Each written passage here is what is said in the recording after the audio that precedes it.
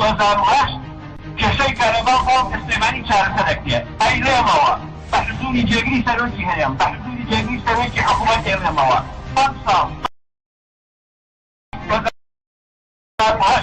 ئەگەر بێت و ئەم حکوومەتە کێشەی ئەو کارەبا کارەکە ئەم حکوومەت عاشق حاجزی لە خەڵکە ئیتر ئەو خەڵکە ناتوانین کارەبا حکوومەتی وابدا. ئێستا وەزی کارەبا لە خۆ بەزیادی زۆر باشترە چەندین میگاوات زیاد بووە ساعتی دانی کارەبا زیاتر بووە من ناڵم هێشتا تەواو بووە بەڵام زۆر کار کراوە وەزی کارەباش باش.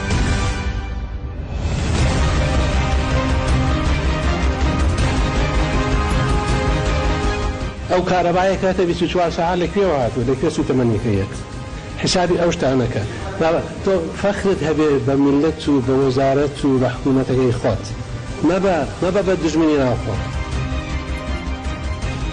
دەدەنەوە کارەبای ڕێزیمان نییە نیمانێ مالیدە ماقولی هەستێ مالیدە ئەم پێڕی بە 12.5 لەسەر بەحری نەوتیش بی باشت کوشانەوە باش.